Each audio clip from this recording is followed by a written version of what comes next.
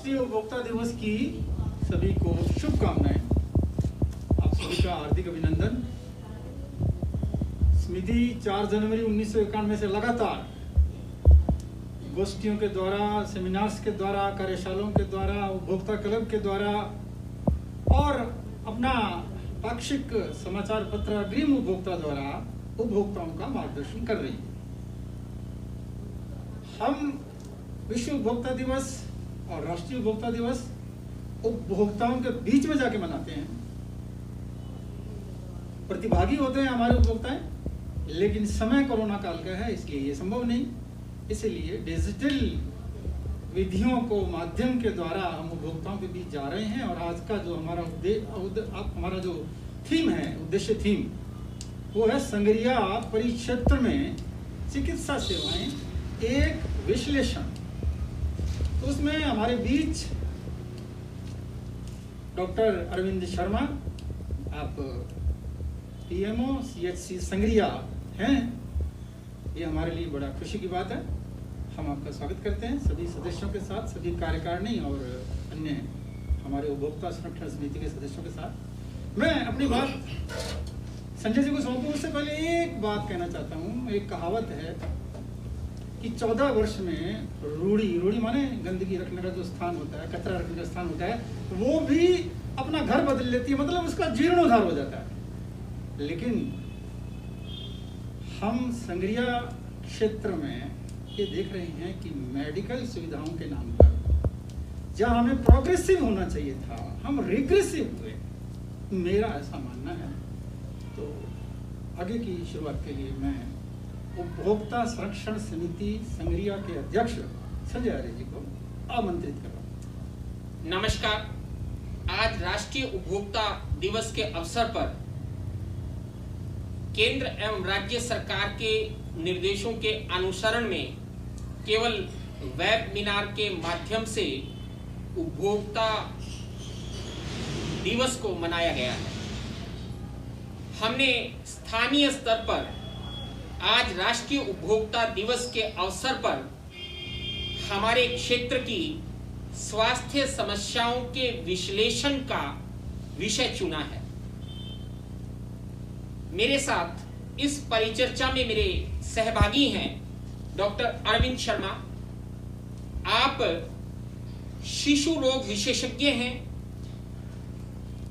वर्तमान में सामुदायिक चिकित्सा एवं स्वास्थ्य केंद्र संग्रिया के प्रभारी हैं और कोरोना काल में कोरोना संक्रमण से लड़ने की लड़ाई आपके मजबूत कंधों पर रही है। मेरे साथ हैं श्री रामराज जी विसु, जो राजस्थान राज्य भंडार निगम से वरिष्ठ प्रबंधक के पद से सेवानिवृत्त हैं। उपभोक्ता संरक्षण समिति संग्रिया के कार्यकारिणी के सदस्य हैं। संग्रिया की बहुत सी सामाजिक संस्थाओं से सरोकार रखते हैं। आपके साथ हैं श्री अरुण अरोड़ा जी। आप सिंचाई विभाग से अधिशासी अभियंता के पद से सेवानिवृत्त हैं। सामाजिक सरोकार में रुचि रखते हैं और विभिन्न सामाजिक संगठनों से जुड़ने के साथ साथ उपभोक्ता संरक्षण समिति के सदस्य हैं। आप हैं श्री इंद्रज्ञान पूनिया साहब, सेवानिवृत्त व्याख्याता हैं। आप संग्रिया की विभिन्न समस्याओं से सरोकार रखते हुए उपभोक्ता संरक्षण समिति में कोषाध्यक्ष के पद पर अपना दायित्व निभा रहे हैं। मेरे साथ हैं श्री पवन सेठी जी। आप उपभोक्ता संरक्षण समिति संग्रिया के सदस्य होने के साथ साथ राजनीतिक रूप से संग्रिया की नगरपालिका अध्यक्ष के रूप में अगुवाई करते रहे हैं। आप संग्रिया की विभिन्न समस्याओं पर अपना चिंतन रखते हैं। मेरे साथ हैं विजय बेनीवाल साहब। आप संग्रिया की आवाज सोशल मीडिया के नाम से संग्रिया की समस्याओं को विभिन्न मंचों पर रेखांकित करने का प्रयास करते हैं। आपकी सामाजिक संस्थाओं से सरोकार है। आप उपभोक्ता संरक्षण समिति के भी सदस्य हैं। आप हैं दीपू रानी एडवोकेट, आप उपभोक्ता संरक्षण समिति संग्रिया की निशुल्क विधिक सहायता कार्यक्रम की प्रभारी हैं। मैं इस परिचर्चा को आगे बढ़ाऊं, इसी दौरान हमारे साथ एक मेहमान और जुड़े हैं, डिप्टी कमल शर्मा साहब। आप उपभोक्ता संरक्षण समिति के सदस्य हैं, आपका भी इस परिचर्चा में स्वागत है।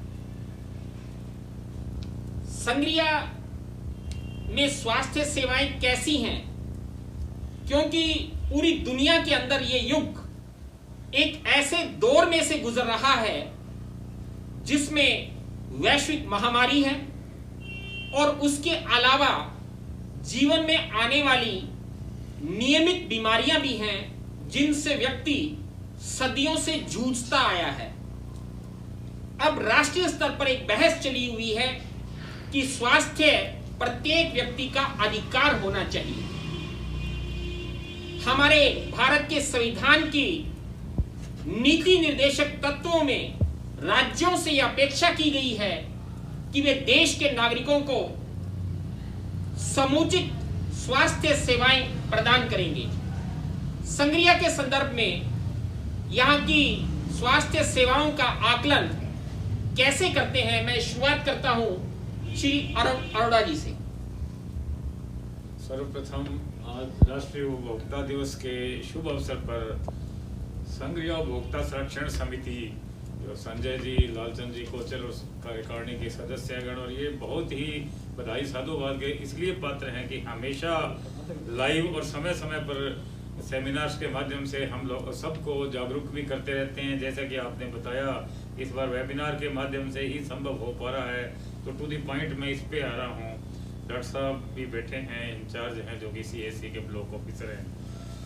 इन दिनों वैश्विक महामारी के ऊपर यदि 2 मिनट आप देंगे तो मैं यही कहूँगा कि इन दिनों भयानक खौफ है, सब कुछ है। कई लोग, हम लोग इसको कोरोना को बिल्कुल ही लाइटली ले रहे हैं। मैंने नाम इंगित ना करते हुए अपने संग्रिया, अपने इन्हीं आसपास के वार्डों में देखा व्यक्ति विशेष को कोरोना हुआ, जी बुखार है, बुखार है, बुखार है। बाहर नहीं बताया गया, बाहर बताने के बाद चलो आ भी गया, जिनके पॉजिटिव आ गया आगे नहीं डिस्कस करना है, तो बुखार है, हो जाएगा।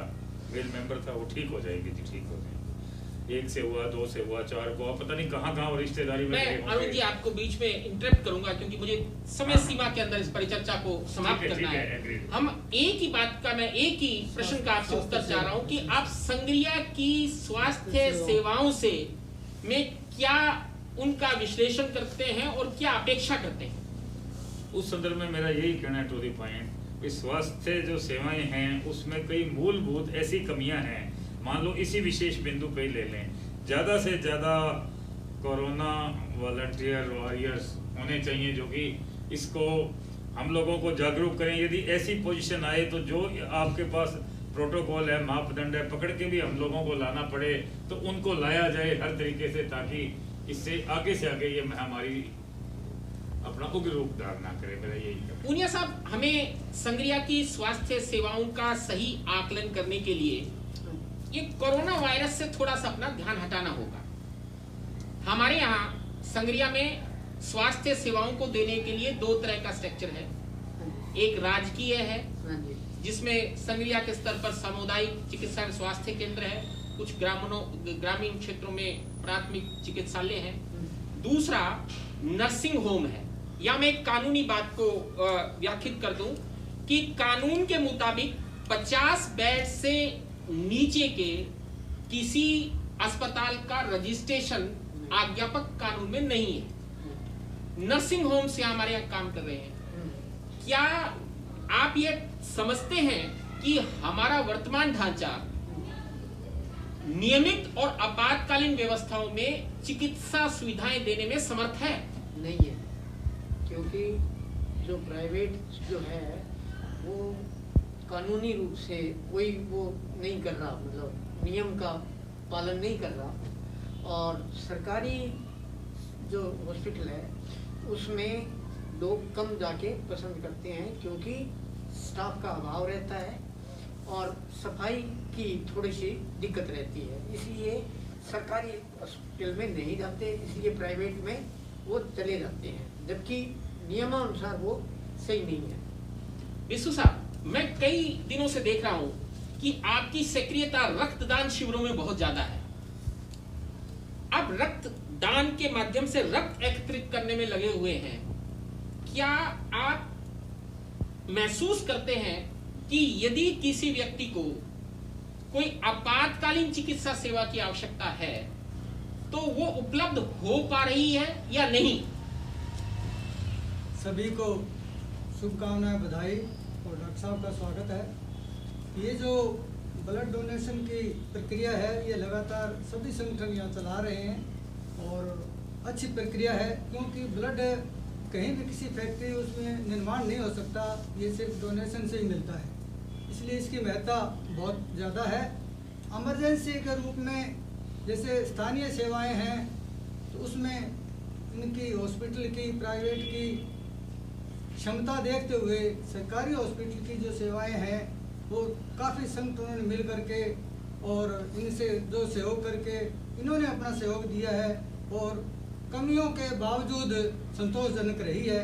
तो इसमें सभी जो प्राइवेट हॉस्पिटल हैं उनकी सक्रियता नगण्य रही है।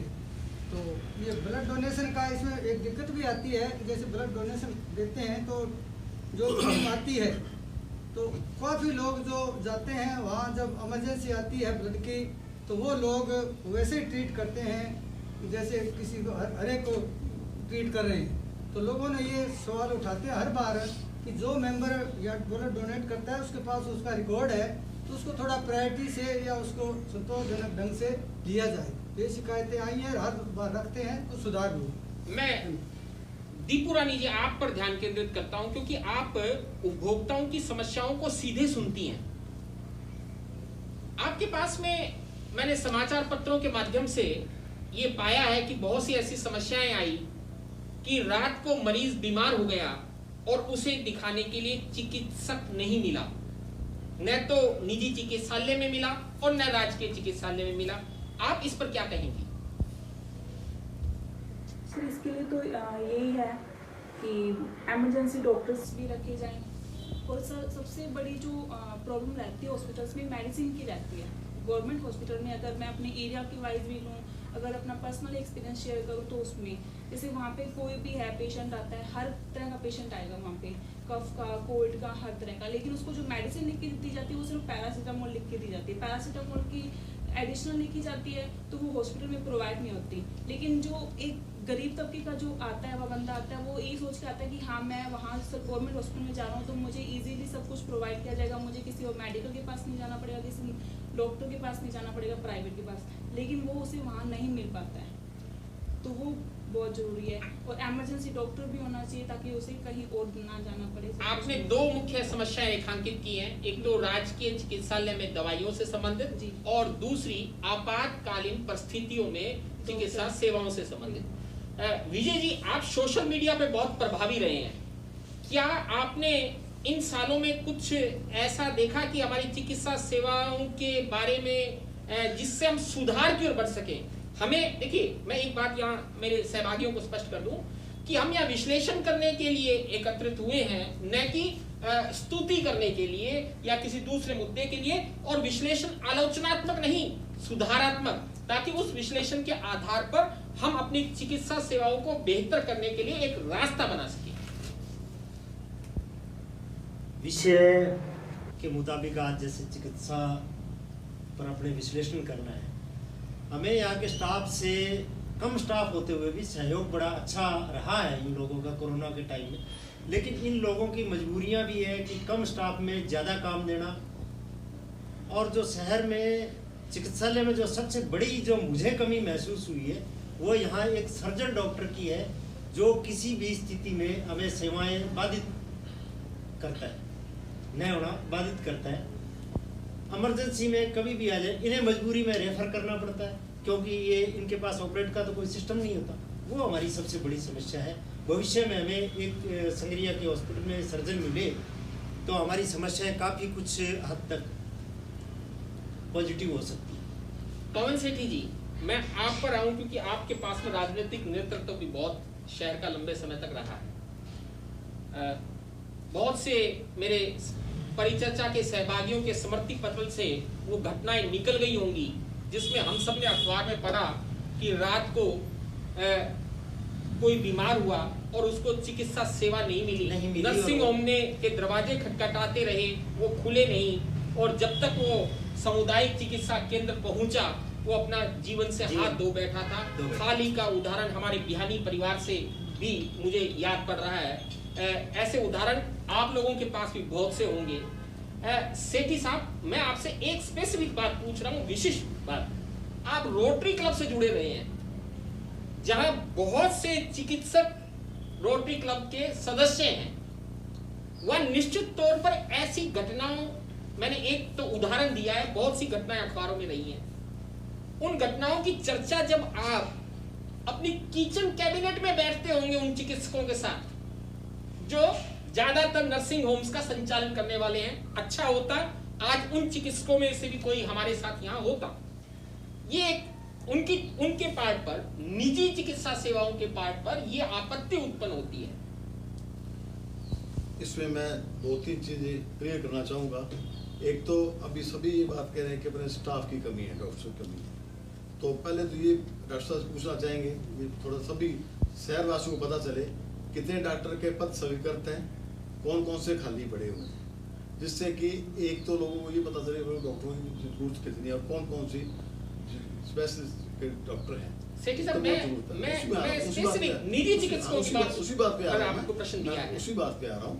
और दूसरा जो ये अभी अपने निजी डॉक्टर की बात कर रहे हैं, निजी डॉक्टर्स का कहीं अपनी बात सही है कि रात को जिस दिन बयानी जी की बात चली, बयानी जी घर के बिल्कुल निजी डॉक्टर को घर पे नहीं मिले, चलो, और ये भी अपने अब रात को कोई अपना प्राइवेट काम कर रहे हैं। देखो डॉक्टर एक भगवान का रूप माना जाता है, तो डॉक्टर से भी हमारी यही अपील रहेगी जो भी प्राइवेट डॉक्टर यहाँ काम कर रहे हैं उनको अपने घर को और इस चीज़ को छोड़ते हुए इस लाइन में जब आए थे तो अपने यही शब्द लेके आए थे कि हम इनके लिए भगवान ही माने जाएंगे। तो उसको अभी डॉक्टरों से भी हमारी ये सभी उपभोक्ता संघ समिति ये भी अपील हम करना चाहेंगे, इस बात को अग्रणी रखते हुए रात को अगर कभी इमरजेंसी होती है, हॉस्पिटल डॉक्टर कम है मान रहे हैं, और इनको भी अब कहेंगे डॉक्टर साहब को भी कि आप भी रात को ऐसे अपना टाइम को सेट करें कि 8 घंटे के अंदर भी रात को जो भी हो, चाहे कम से कम नर्स जैसा जो एक्सपीरियंस हुए वो कम से कम हो, जो इमीडिएट उनको उपलब्ध दवाई दे सके या उनका इलाज कर सके डॉक्टर के आने तक। और एक यहाँ जो एम्बुलेंस की भी एक डिमांड है, भी 108 है, वो तो फोन करो, लेकिन एक 24 घंटे बाहर इमरजेंसी में रहनी चाहिए। डॉक्टर कमी है तो कम से कम इमीडिएट आधे घंटे में मार्केट अपने पास है, उसको ले जाके अपने ले जाए। तो मैं तो डॉक्टर साहब से कहूँगा भी डॉक्टर साहब आप आए हुए हो तो आप जो मैं कह रहा हूँ डॉक्टरों की जो कमी है और आगे प्राइवेट भी हैं उनसे भी सब संस्थाओं को मिलके उनको, मैं तो ये कहता हूँ सब संस्थाएं मिलके डॉक्टर साहब प्राइवेट हम रिक्वेस्ट कर सकते हैं, अपने उनको बाउंड नहीं कर सकते क्योंकि उनको प्राइवेट का काम है, लेकिन फिर भी अपने ये चाहेंगे कि नैतिकता के नाते सभी डॉक्टर को इसको काम करना। मेरा निजी इसके अंदर एक निवेदन है कि जैसे निजी डॉक्टर है ना, इनकी भी समस्या सुनी जाए, इनको इकट्ठा करके इनकी मीटिंग ली जाए कि आखिर ये रात के समय में किस मजबूरी के कारण। डिप्टी कलेक्टर साहब, हम समाधान की ओर नहीं बढ़ रहे हैं, अभी केवल विश्लेषण कर रहे हैं। मैं इसी विश्लेषण को आगे बढ़ाते हुए 2 बातें निकल कर आई हैं संग्रिया में। मूल रूप से प्रथम तो 24 घंटे आपातकालीन सुविधा, चाहे वो सामुदायिक चिकित्सा केंद्र के स्तर पर हो चाहे वो निजी चिकित्सालय के स्तर पर हो, उसमें कहीं न कहीं कमोबेश कोई न कोई व्यवधान है, कोई न कोई रुकावट है। दूसरी बात जो हमारे सामने निकल कर आई है वह यह है कि सामुदायिक जो हमारा स्वास्थ्य केंद्र है उसके स्तर पर भी कई परेशानियों की बात, चाहे वो चिकित्सकों की कमी से हो संबंधित हो, चाहे वो एम्बुलेंस के स्तर पर हो, चाहे वो दवाइयों के स्तर पर हो, वह निकल कर आई है। हमारा सौभाग्य है कि आज हमारे बीच में हमारे स्वास्थ्य केंद्र के प्रभारी डॉक्टर अरविंद शर्मा मौजूद हैं। मैं चाहूंगा कि वो इन बातों पर जो जो बातें निकल कर आई हैं अपना विस्तृत बात रखें सभी का स्वागत है। आज उपभोक्ता दिवस के माध्यम से ये जो वेबिनार हुआ है इसके लिए मैं धन्यवाद देता हूँ संजय जी को, और स्वास्थ्य सेवाओं के लिए चर्चा करने के लिए मुझे आमंत्रित किया, मैं इसका भी धन्यवाद करता हूँ। मैं 1 बाय 1 हर एक जो क्वेश्चन उठे हैं उसका जवाब देना चाहूँगा। सबसे पहले स्वास्थ्य जो सेवाएँ जो गवर्नमेंट में हैं, देखिए स्वास्थ्य सामुदायिक स्वास्थ्य केंद्र है जो अपने बीच बाज़ार में स्थित है, बिल्कुल सेंटर में है, और सारे लोगों को यहाँ पे इजीली एसेसिबल है, यानी कि लोग आराम से यहाँ पे विदाउट एनी हर्डल के वो पहुँच सकते हैं। तो एसेसिबिलिटी हॉस्पिटल की बहुत अच्छी है कि पूरे शहर में विद्यमान है। अब दूसरी बात आती है इसकी स्टाफ पोजीशनिंग की। तो इसमें हमारे यहाँ पे 6 स्पेशलिस्ट होने चाहिए, जिसमें गायनी का, सर्जरी का, एनेस्थीसिया का, आँखों का, और फिजिशियन और एक पीडियाट्रिशियन। 6 स्पेशलिस्ट यहाँ पे होने चाहिए जो कि नॉर्म्स इस CSC के हैं, जिसमें सिर्फ 2 हैं। मैं हूँ पीडियाट्रिशियन और डॉक्टर बलवंत गुप्ता है मेडिसिन के। सर्जरी 2009 से खाली पड़ा है, गायनी 2014 से खाली पड़ा है, ऑप्थेल्मो 2006 में सेंक्शन हुआ था पोस्ट, उसके बाद में ऑप्थेल्मोलॉजिस्ट कोई आया ही नहीं है, और मेरी जहाँ तक मुझे ज्ञान है 2000 के बाद में यहाँ पे ऑप्थेल्मोलॉजिस्ट नहीं है। एनेस्थीसिया कभी आया ही नहीं है, ठीक है।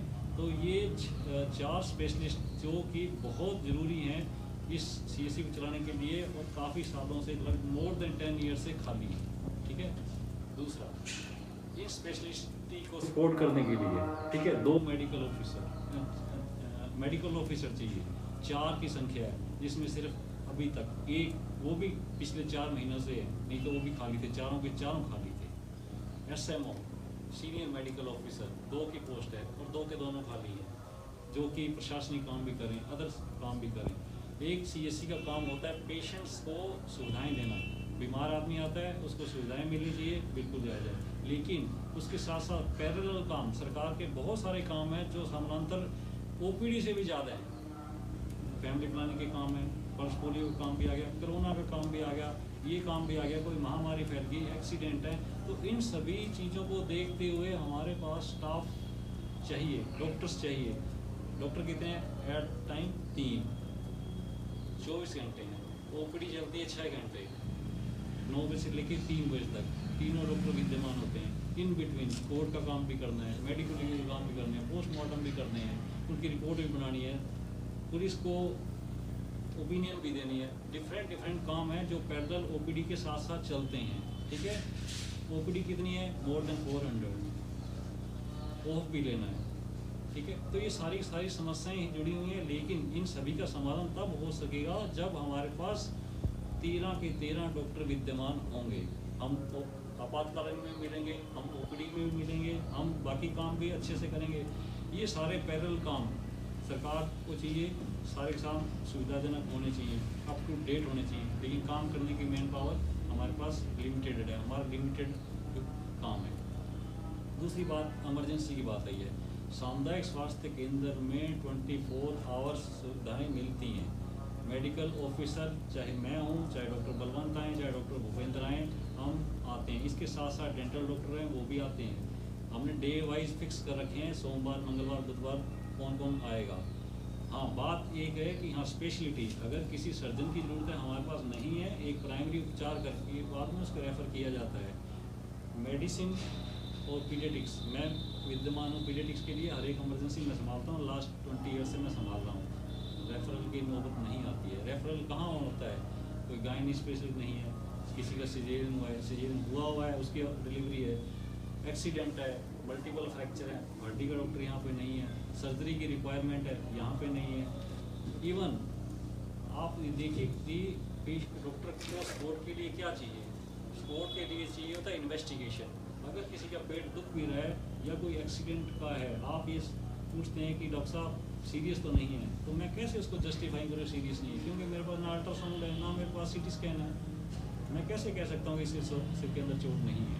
तो ये सारी हमारी लिमिटेशन है। एक छोटी सी बात है, कोई एक्सीडेंट आता है, बाहर उसकी कोई चोट नहीं है, उसने एक सिंगल वॉमिटिंग करी आगे, तो हमें पता है कि अगर वॉमिटिंग आती है, सिर में उसकी चोट लगी हुई है, लेकिन मुझे उसे रूल आउट करने के लिए CT स्कैन की आवश्यकता होती है, जो यहाँ पे नहीं है। एक उसको रूल आउट करने के लिए मुझे एक छोटी सी बात के लिए उसको रेफ़र करना पड़ता है। रेफरल का आदमी सोचता है कि हाँ जी आते ही रेफ़र करते हैं, लेकिन हमारी लिमिटेशन क्या है? हमारी लिमिटेशन है कि हम उसको जस्टिफाई नहीं कर पाते हैं। अगर हम उसको जस्टिफाई नहीं करते हैं तो हमें रेफ़र करना पड़ेगा, ठीक है। खुदा ना खास्ता उसके अंदर कोई दिक्कत होगी और वो 2 घंटे 4 घंटे के बाद में परमानेंट होते हैं, तो कौन दोषी है उसका? उसके हम दोषी माने जाते हैं कि डॉक्टर ने संभाला नहीं है, किया नहीं। तो हमें बहुत सारा सोचना पड़ता है।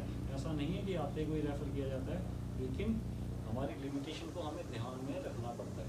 तो सबसे पहला बात, हमारी इंफ्रास्ट्रक्चर में जो स्टाफ की कमी है वो मैंने आपको सारी बताई है, और हमारी लिमिटेशन भी बताई है।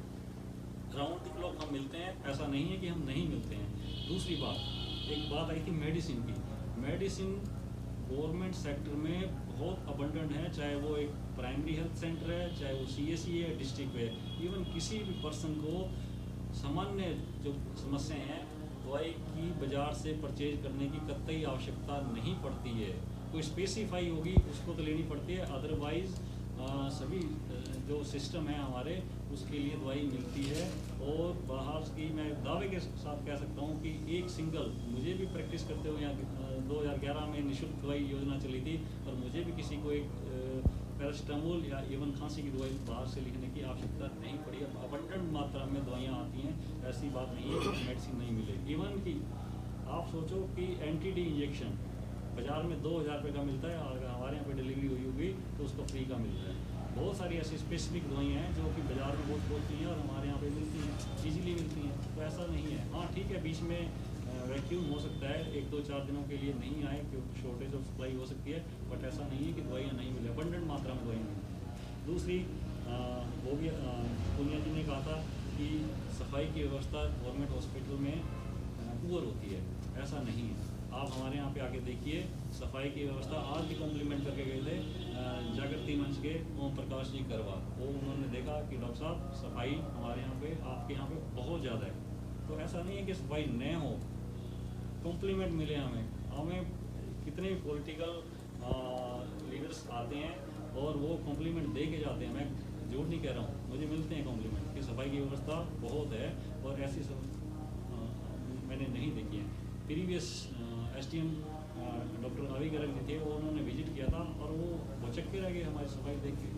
अनिल जी चौधरी साहब आए थे, SDM साहब, उन्होंने भी देखा और उन्होंने तो एक बार अपने जूते बार खोल दिए कि मैं इस फर्श पे नहीं जाऊँगा, मेरे जूते खराब हैं, आपका फर्श गंदा हो जाएगा। तो इस प्रकार की घटनाएं भी हमारे यहाँ सफाई की व्यवस्था कतई खराब नहीं है, बहुत अच्छी सफाई की व्यवस्था होती है। इमरजेंसी सेवा के लिए मैं कहना चाहूँगा 104 और 108 इमरजेंसी सेवाओं के लिए एम्बुलेंस उपलब्ध है, लेकिन उसकी लिमिटेशन ये है कि वो ऑन कॉल आपके पास आएगी और आपको नियर बाई हॉस्पिटल में लेके जाएगी, चाहे वो संगरिया क्षेत्र के 30 किलोमीटर के एरिया में होगा। नियर बाई हॉस्पिटल जो भी होगा, चाहे वो पर यहाँ पे हमारे संगरिया में आती हैं, चाहे वो ब्लॉक TB का एरिया हो या कुछ भी हो, लेकिन ऑन कॉल होएगी। उसकी लिमिटेशन आ गया, हमें रेफ़र करना पड़ता है, तो आपको किसी प्राइवेट हॉस्पिटल में नहीं लेके जाएगी, वो आपको गवर्नमेंट हॉस्पिटल में लेके जाएगी, बिल्कुल बाकायदा लेके जाइए। निःशुल्क सेवा उपलब्ध है, कोई किसी प्रकार का चार्ज नहीं लिया जाता। लेकिन जहाँ तक जो आपने प्रकरण बियानी जी का लिया है, उसको मैंने ही हैंडल किया था। मेरे पास जब आए थे वो मृत अवस्था में आए थे और उन्होंने जगह जगह पे देखा था, तो मैंने उस टाइम भी चर्चा करी थी कि हमारे यहाँ पे रेफरल के लिए किसी अच्छे इंस्टीट्यूट पे, देखो 104 और 108 की अपनी लिमिटेशन है, वो आपको गवर्नमेंट सेक्टर में लेके जाएगी। अगर मान लो किसी का एक्सीडेंट है, किसी के हेड इंजरी है और वो बठिंडा लेके जाना चाहते हैं, या किसी को इसी प्रकार की समस्या है वो बठिंडा लेके जाना चाहते हैं या गंगानगर लेके जाना चाहते हैं, हायर सेंटर पे लेके जाना चाहते हैं, तो हमारे यहाँ पे रेफरल करने के लिए एक कोई अच्छी एम्बुलेंस नहीं है प्राइवेट सेक्टर में, जिससे कि उसको कॉल करके और वो कहीं अच्छे से हॉस्पिटल में ले जा सके। 108 उपलब्ध है, लेके जाएगी, बिल्कुल लेके जाएगी, लेकिन उसकी लिमिटेशन आपको गवर्नमेंट हॉस्पिटल पे लेके जाएगी। वहाँ से आपको आगे रेफरल बीकानेर के लिए मिल सकती है, जयपुर के लिए मिल सकती है, लेकिन वो चैनल तो आपको प्राइवेट सेक्टर के लिए आपको नहीं मिलेगा। तो ये सारी की सारी व्यवस्थाएं बहुत अच्छी हैं, लेकिन उपयोगी भी हैं। लेकिन जिस प्रकार से हम इस चर्चा को देखते हैं कि हाँ ठीक है, रेफरल अगर हमें बठिंडा जाना है, हमें गंगानगर जाना है, उसके लिए हमारे पास सुविधा नहीं है। एक रेफरल इमरजेंसी के लिए हमें एम्बुलेंस की आवश्यकता है। मैं सामाजिक तौर पे कहना चाहूँगा कि इसके लिए हमें सबको आगे आना पड़ेगा और इस प्रकार की व्यवस्था हम कर सकते हैं किसी भी संगठन के माध्यम से। सर मैं एक चीज़ पूछना चाहूँगा जी, जैसे कॉन्टैक्ट बेस पे डॉक्टर कई हॉस्पिटल रखे हुए हैं, क्या अपने जो डॉक्टर की कमी है कैसे कॉन्टैक्ट बेस पे गवर्नमेंट के हिसाब से कोई डॉक्टर्स अपने को नहीं रख सकते या इसमें कोई अपनी सरकार की पॉलिसी नहीं है कि अपने डायरेक्ट इसको रख सकते हैं। सरकार की पॉलिसीज आती हैं। अभी 1992 डॉक्टर की पोस्टिंग हुई है आसपास के एरियाज में डॉक्टर्स। डॉक्टर अरविंद शर्मा ने हमारे प्रतिभागी इस चर्चा के जो थे उनकी जिज्ञासाओं के आधार पर संग्रिया की स्वास्थ्य समस्याओं का निचोड़ विश्लेषण कर दिया है। यह बात पूर्णतः साबित हुई है कि हमारे संग्रिया की चिकित्सा सेवाओं में बहुत अधिक सुधार की आवश्यकता है। निजी क्षेत्र के सुधार निजी व्यक्तियों, निजी संस्थानों पर निर्भर करते हैं। राज्य में हम सबकी भागीदारी होती है। राज्य की मंशा 100% लोगों को चिकित्साएं लाभ देने की है और इसका एक विशेष कारण और है कि डॉक्टर अरविंद शर्मा इसी संग्रिया की मातृभूमि से जुड़े हुए हैं और उनका लगाव राज्य के प्रभारी अधिकारी के रूप में संग्रिया के व्यक्तियों को चिकित्साएं सेवा देने के लिए पूर्णतः मनोभाव से रहता है। लेकिन समस्या जो होती है वह है संसाधनों की कमी। 13 पदों के स्वीकृत होते हुए यह अपेक्षा नहीं की जा सकती कि 3 चिकित्सक 400 से 500 की ओपीडी को रोज संभालेंगे। उसमें न्यायिक कार्यों से संबंधित कार्य भी देखेंगे, न्यायालयों में साक्ष्य देने भी जाएंगे, प्रशासनिक कार्य भी देखेंगे, महावारियों को भी देखेंगे। यह अत्यधिक चिंता का विषय है और यह एक दुखद विषय और है। मैं उदाहरण लूं डॉक्टर अरविंद शर्मा का। आप शिशु रोग विशेषज्ञ हैं और कितनी विवशता है कि एक व्यक्ति विशेषज्ञ की पढ़ाई करने के बाद इन सामान्य कार्यों को संपादित करने के लिए अपनी कार्य क्षमता को लगा रहा है, अपनी योग्यता को लगा रहा है। यह न्याय उस देश की जनता के लिए भी नहीं है जिसके सिस्टम से आप शिशु रोग विशेषज्ञ बने। जहां विशेष सेवाएं चाहिए, जहां हमें विशेषज्ञ सेवाएं चाहिए, वहां चिकित्सकों का अभाव है। शहर में किसी हायर सेंटर, निजी हायर सेंटर या विशेषज्ञ सेवाओं तक किसी मरीज को पहुंचाने के लिए एम्बुलेंस नहीं है। यह दुखद विषय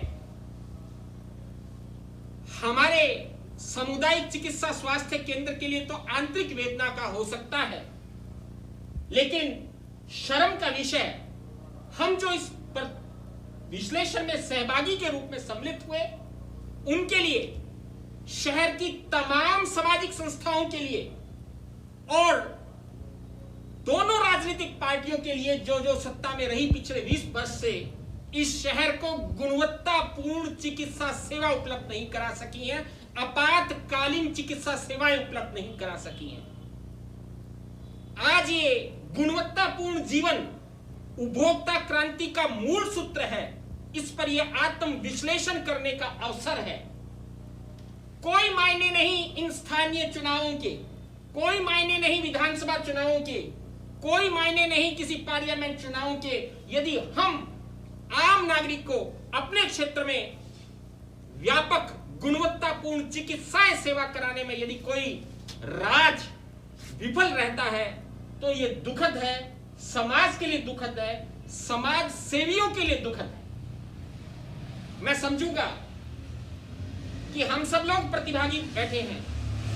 15 मार्च को विश्व उपभोक्ता दिवस आएगा, 24 दिसंबर 2021 को राष्ट्रीय उपभोक्ता दिवस पुनः आएगा। हम उन पर मिलेंगे, उस वर्ष जो विषय आए हुए होंगे उन पर चर्चा करेंगे, लेकिन अपनी इस चर्चा पर सतत रूप से जारी रखेंगे उस अभियान के रूप में। और ये अवसर है कि जब लोग स्थानीय सत्ता को अपने हाथ में लेने के लिए आपके पास में आएंगे, उसके बाद में राज्य के लिए आएंगे, उन लोगों से इस बात को, उस सत्ता को प्राप्त करने से पहले हमारी चिकित्सा सेवाओं को बेहतर कराने के लिए दृढ़ संकल्प कराया जाए और इस मुहिम के साथ आगे बढ़ा जाए। मैं समिति की ओर से, मेरे साथ कोचर साहब हैं, हम अगुवाई करेंगे। कम से कम शहर को इतनी सामाजिक संस्थाएं हैं, एक एम्बुलेंस तो मिलनी चाहिए। ये व्यथा, हमारी व्यथा, आपकी व्यथा, आपकी नींदों को बेचैन कर दे, इस बात की दुआ करूंगा ताकि संग्रिया के लोगों को गुणवत्तापूर्ण चिकित्सा सेवा मिल सके। एक मिनट दूंगा।